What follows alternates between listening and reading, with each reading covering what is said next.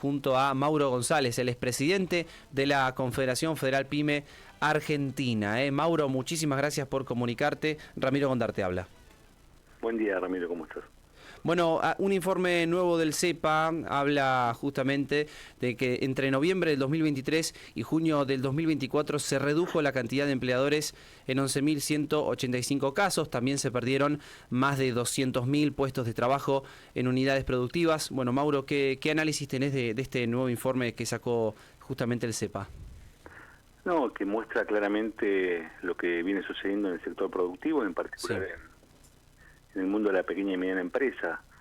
Nosotros venimos anunciando ya este derrotero, esta sangría de destrucción de empresas a principios de año, donde lamentablemente no está existiendo ese rebote, ¿no? Ese rebote que se anunció en principio en Becorta, después en Nube, en Pipeta de Nike y finalmente en L, que vemos que todavía no hemos tocado fondo.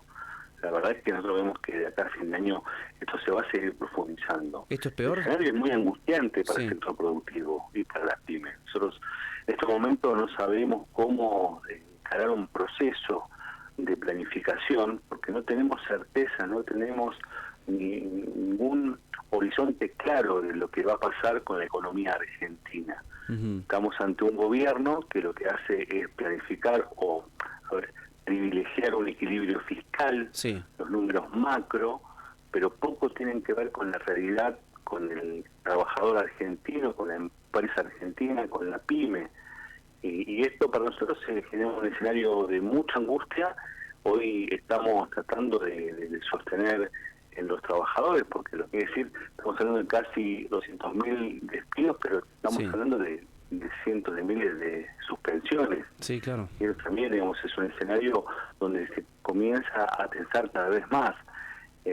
La verdad es que el ritmo de aceleración que ha tenido este proceso de destrucción del aparato productivo nacional es increíble. Y por suerte veníamos con un sobrestock en las empresas, veníamos con un, digamos, con un proceso de robustez.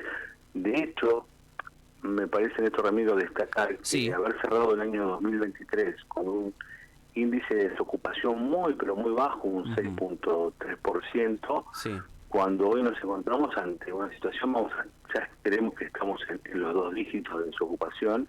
Esto inevitablemente impacta doblemente en la actividad productiva porque se deja de tener recursos para consumir.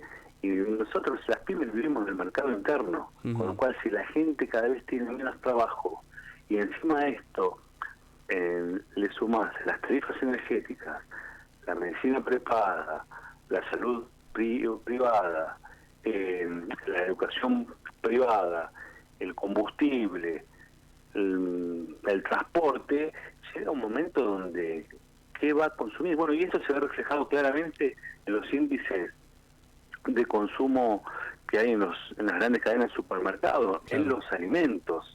Cuando vos ya estamos hablando de una caída consecutiva del octavo mes, y paradójicamente decimos, bueno, si la gente deja de consumir alimentos, ¿qué le queda al sector textil, marroquinero, al sector metalmecánico, de la construcción?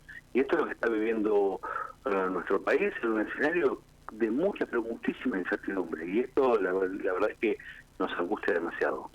Mauro, uno de los, justamente vos mencionás en uno de los artículos que has escrito, uno de los grandes desafíos ha sido lograr un equilibrio entre la apertura a mercados laborales y la construcción de una industria nacional robusta. Justamente destacás el factor fundamental que es justamente tener un desarrollo claro de la industria argentina. ¿Por qué crees que el gobierno insiste muchísimo con las importaciones y qué riesgo implica justamente el excesivo, quizás el recurrir a esta herramienta de las importaciones? Ante un gobierno que no le importa la industria, lo ha dicho el presidente el día de la industria, un presidente que poco interés tiene en la producción nacional y menos en la pequeña y mediana empresa. Y en esto, Ramiro, nosotros siempre mencionamos algo que es estratégico, que es trabajar fuertemente en desarrollar la industria nacional, pero principalmente en la sustitución de importaciones. Debe ser una columna vertebral, una política de Estado que trascienda a los gobiernos. Porque estamos ante un cuello de botella que le falta dólares. Y nuestra matriz productiva es dependiente de las importaciones. Cuanto más producimos, más dólares necesitamos. Entonces vos necesitas avanzar en un proceso a largo plazo de sustitución de importaciones por un lado y promover el apoyo exportador en la pequeña y mediana empresa. ¿Para qué? También justamente para atraer más dólares, no depender del sector agroexportador o depender del sector minero o hasta del sector energético. Son políticas de Estado que no se han implementado, por eso estamos pagando las consecuencias, y esa es la gran discusión que tiene Argentina entre ser un país industrialista o un país rentista. Y lamentablemente vivimos hablando del mercado financiero, de los bonos, del dólar, el dólar blue, el contado con liqui, el MEP, el bolsa, y nadie habla de la economía real.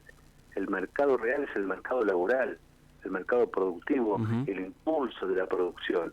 Entonces, estamos ante un gobierno que no le importa la industria nacional y encima dice que es mala palabra en la sustitución de importaciones.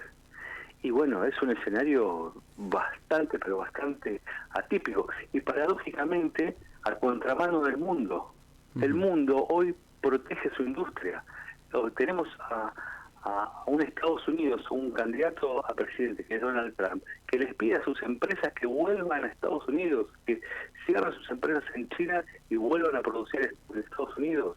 Entonces, es raro lo que está sucediendo. O sea, no tenemos un horizonte claro. Y además, que no tenemos un horizonte claro, las políticas que se implementan, y en esto lo voy a mencionar, es importante abrir las importaciones, no hay que cerrar el país. Ahora, no es lo mismo que vos importes bienes e insumos para producir más, que importes bienes terminados de consumo, que lo que te generan básicamente es el cierre de tu industria y te genere paradójicamente más desempleo, con lo cual va a haber menos capacidad de compra y menos desarrollo del mercado interno. Bueno, clarísimo, Mauro. A ver, yo quiero preguntarte también por otro tema importante que tiene que ver con la situación de las pymes. Esto lo suelo consultar muchísimo justamente con personas del sector, pero que todavía no me han dado por lo menos una señal clara de qué va a pasar con un proyecto de ley PYME que se ha hecho, o por lo menos tuvo diferentes tipos de textos, diferentes proyectos que se han presentado, porque en definitiva se habló de que el gobierno se sentaba a dialogar para hablar de este tema. ¿Vos tenés alguna información sobre esto? ¿Se habló, avanzó nuevamente a este proyecto de ley PYME? ¿Quedó en la nada? ¿Qué pensás justamente también de lo que se ha presentado hasta el momento?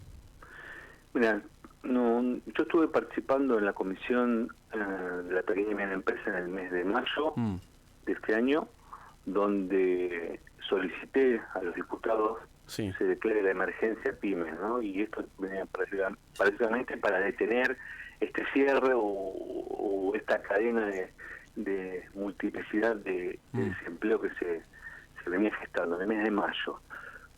Estuvimos trabajando fuertemente con diferentes diputados, con la diputada Marcela Paso hizo una presentación de un proyecto, que esto quiere decir es un proyecto que el puntapié inicial lo dio Mendoza, Gabriela Lizana, la diputada provincial en la provincia de Mendoza, donde ella pide declarar la emergencia tarifaria, económica, para pequeña y mediana empresa. Nosotros, en ese sentido, no solamente avanzamos con la Cámara de Diputados, sino también con el Senado y con la senadora Nora del Valle Jiménez.